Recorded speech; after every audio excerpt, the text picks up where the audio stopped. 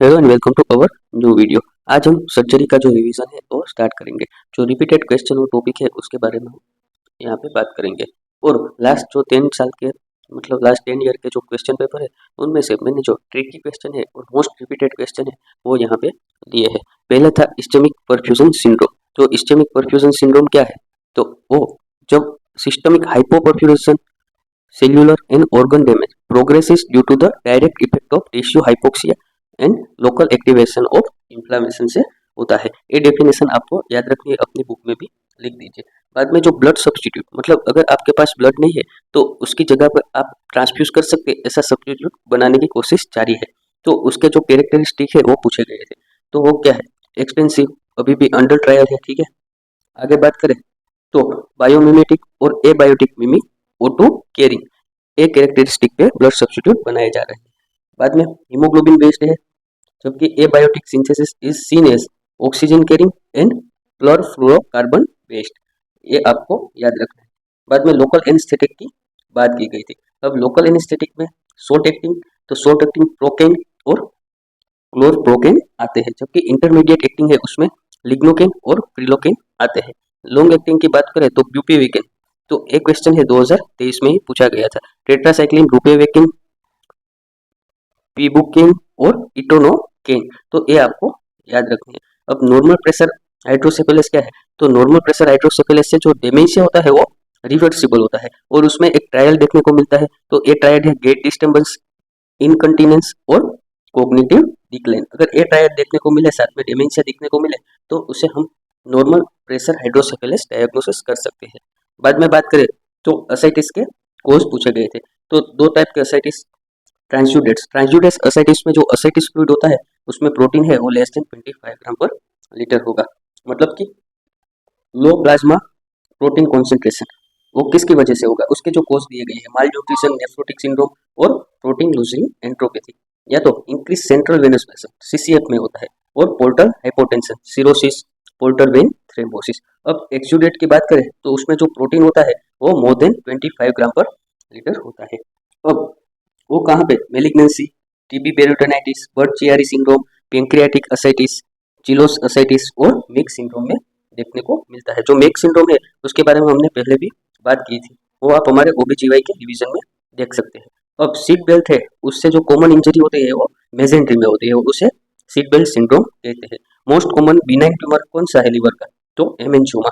अब एक most time पे क्वेश्चन है, फेमिलियल एडिमेटोसिस पोलिपोसिस, ये ऑटोसोमल डिसीज है, मतलब ऑटोसोमल डोमिनेंट डिसीज है। उसमें 100 से भी ज्यादा कोलोरेक्टल एडिनोमा, ड्यूओडेलिनोमा और एक्स्ट्रा इंटेस्टिनल मैनिफेस्टेशन होते हैं और 100% कार्सिनोमा के रिस्क है। 50% of patient with FAP have congenital hypertrophy of retinal pigment epithelium. बाद में वो मेसोडर्मल ट्यूमर के साथ भी एसोसिएट होता है। बाद में बात करें तो जोलिंजर एलिसन सिंड्रोम। तो जोलिंजर एलिसन सिंड्रोम क्या है? तो जोलिंजर एलिसन सिंड्रोम है वो fulminating ulcer diathesis in stomach, duodenum and atypical site. वो उसमें जो अल्सरेशन है वो रिकरेंट होते हैं, उसमें अगर आप थेरापी दो तो भी वापस से अल्सरेशन आ जाता है। वो कहाँ से होता है? तो non beta cell of pancreas और ड्यूओडेनम। गेस्ट्रिनोमा होता है वो non beta cell of pancreas में होता है, उससे जोलिंजर एलिसन सिंड्रोम होता है। उसमें 60% ट्यूमर है वो मेलिग्नेंट है। बाद में बात करें तो anatomical area comprising the head of pancreas, the superior and descending portion of duodenum and relevant lymph node। ये सब तीन चीजें हैं वो क्या बनाती है? गेस्ट्रिनोमा ट्रायंगल बनाती है। तो गेस्ट्रिनोमा ट्रायंगल में क्या आएगा? Head of pancreas, superior and descending portion of duodenum और लिम्फ नोड। अब उसे डायग्नोसिस हम कैसे करेंगे? तो पहले तो हमें पीएच देखनी है, तो पीएच लेस देन 2.5% 2.5 होगी। ठीक है, जो गेस्ट्रिन लेवल है वो अबव 1000 पाइकोग्राम पर एमएल होगा जो गेस्ट्रिक फ्लूइड का। अगर गेस्ट्रिन लेवल नॉर्मल आया 100 to 500 तो फिर आपको सिक्रेटिंग लेवल देखना है। और अगर वो टेस्ट पॉजिटिव आया और जो प्री ट्रीटमेंट वैल्यू ऑफ गेस्ट्रिन है वो मोर देन 200 पाइकोग्राम पर एमएल है तो आप जोलिंजर एलिसन सिंड्रोम का डायग्नोसिस कर सकते हैं।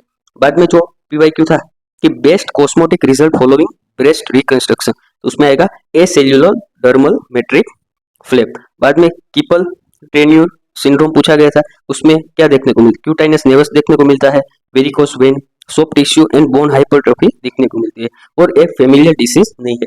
तो ये PYQ में आप पूछा गया था। अगर वहां पे दिया गया है कि ये फेमिलियल डिसीज है तो वो एक्सेप्ट में निकल जाएगा। बाद में फेल्टी सिंड्रोम का ट्रायड आपको याद रखना जरूरी है। उसमें रूमेटोइड आर्थराइटिस, ल्यूकोपेनिया और स्प्लीनोमेगाली, ये 3 चीजें हैं वो फेल्टी सिंड्रोम में आती है, उसके ट्रायड में आती है। बाद में बात करें ग्लेमस ट्यूमर, तो ग्लेमस ट्यूमर क्या है? Glomus tumour from subcutaneous evasion specially in the corium of nail blade में देखने को मिलता है। उसमें स्मॉल पर्पल नोड्यूल देखने को मिलते हैं, पेनफुल होता है, और अगर पेशेंट कोल्ड में जाएगा तो वहां पे ज्यादा उसको पेन होगा। बाद में जो PUG ऑब्स्ट्रक्शन देखने को मिलता है कंजेनाइटल बच्चों में, उसके लिए हमें एंडरसन हायस प्लास्टी करनी है। उसमें जो अपर थर्ड ऑफ यूरेटर है और रिनल पेल्विक है उसे हमें मोबिलाइज करना होता है और PUG ऑब्स्ट्रक्शन क्लियर करना होता है।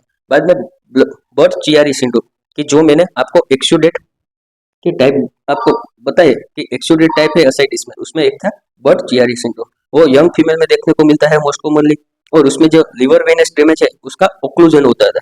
क्यों? क्योंकि हेपेटिक वेनस थ्रोम्बोसिस और venous web lead to acute liver congestion, impair function, portal hypertension, ascites और इसोफेजियल वेराइसिस। ये सिम्टोम बर्थ चियारी सिंड्रोम में देखने को मिलते हैं। Fulminant liver failure in acute case can occur, okay, liver failure भी हो जाता है और क्रोनिक केस में एसाइटिस देखने को मिलता है। बाद में इसमें एंटीथ्रोम्बिन 3, प्रोटीन C और S की डेफिशिएंसी देखने को मिलती है। इन्वेस्टिगेशन ऑफ चॉइस की बात करें तो सीटी स्कैन उसका इन्वेस्टिगेशन ऑफ चॉइस है। जो फुलमिनेंट लिवर फेलियर है उसमें लिवर ट्रांसप्लांट, नॉन सीरोटिक केस है उसमें हमें टिप्स और लाइफ लॉन्ग एंटीकोएगुलेंट हमें चालू रखना है, ये उसकी ट्रीटमेंट है। बाद में अगर कोई हिमेटोमा लग गया है या लार्ज और पेनफुल तो उसे आपको इंसाइज और एस्पिरेट करना है। फ्लैश ईटिंग बग कौन से है? तो वो है एस बायोजन।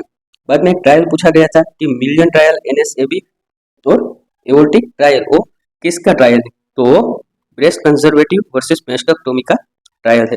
बाद में कोलेडेकोल सिस्ट, तो कोलेडेकोल सिस्ट क्या है? वो कंजाइटल सिस्ट है और before 10 year 60% diagnosis happen before 10 year, और उससे कोलेंजियोस सार्कोमा है उसका होने का चांस इंक्रीज हो जाता है। बाद में जो एक मसल रिलैक्सेंट है वो इंक्यूबेशन, मतलब रैपिड इंक्यूबेशन करना है तो और शॉर्ट टाइम में, तो आप कौन सा मसल रिलैक्सेंट यूज करेंगे? तो सक्सामिथियोनिन। बाद में बात करें कि बस्ट एब्डोमेन का अर्लीस्ट क्लिनिकल फीचर तो सीरस वुंड डिस्चार्ज, और इंटेस्टिनल जो एनास्टोमिसिस करते हैं उसमें जो मोस्ट इंपोर्टेंट लेयर है वो है सबम्यूकसा। बाद में आगे बढ़े तो गेस्ट्रोसिस, तो गेस्ट्रोसिस में क्या होता है? उसमें फेटल गट प्रोलैप्स होता है right side of umbilicus at birth, bowel is known, वो रोटेटेड नहीं होता है, फोर शॉर्टन होता है और covered by fibrinous peel, membrane से कवर नहीं होता, वो एक फाइब्रिन लेयर से कनेक्ट होता है। जबकि एक्सोमल एक्सोफेलस है तो वो कंजेनाइटल डिफेक्ट है एब्डोमिनल वॉल की, उसमें बावेल और सॉलिड विसरा है वो पेरिटोनियम और एमनियोटिक मेम्ब्रेन से कवर होता है, और उसमें क्रोमोसोम और कार्डियक एनोमली एसोसिएट हो सकती है। बाद में जो आईलिड का मोस्ट कॉमन मैलिग्नेंट ट्यूमर है वो है basal cell carcinoma. Important landmark in submandibular gland dissection, आप सबमेंडिबुलर ग्लैंड डाइसेक्शन कर रहे हैं तो इंपॉर्टेंट लैंडमार्क कौन सा होगा? तो posterior boulder of mylohyoid muscle, ARCP है उसमें साइड वीविंग हम करते हैं। जो सेक्सुअल डिस्फंक्शन है वो पेल्विक एनाटॉमिक नर्व है, उसके जो इंजरी होगी उससे सेक्सुअल डिस्फंक्शन होगा। बाद में रिकरेंट थायरोटॉक्सिकोसिस है, उसमें सर्जरी के बाद रिकरेंट थायरोटॉक्सिकोसिस होता है तो उसकी ट्रीटमेंट में ओनली रेडियो आयोडीन दिया जाता है। बाद में बात करें तो रीनल कार्बनकल, तो वो क्या है? वो जो रीनल पेरेन्काइमा है उनका एब्सेस है, वो ब्लड बोर्न एब्सेस है, मतलब ब्लड बोर्न स्प्रेड होता है ऑर्गेनिज्म का, स्पेशली कोलिफॉर्म और staphylococcus aureus, common in diabetes, IV abuser और इम्यूनो डेफिशिएंसी पेशेंट और क्रोनिक डिसीज। उसमें लोइन में एक इल डिफाइंड स्वेलिंग देखता है, परसिस्टेंट फीवर रहता है, leucocytosis pus bacteria in urine. Antibiotic से उसका ट्रीटमेंट नहीं होगा, मतलब only antibiotic is not sufficient, आपको ड्रेनेज भी करना पड़ेगा। Thank you so much for watching. Next video part 2 में हम जो बाकी के टॉपिक है वो कवर करेंगे। अगर आपको इसकी PDF चाहिए तो उसको आपके लिए हमारी मेंबरशिप ज्वाइन करनी पड़ेगी। बाद में हमारे टेलीग्राम पे आपको मैसेज करने का, टेलीग्राम की लिंक हमारे ग्रुप पे है। Thank you so much for watching.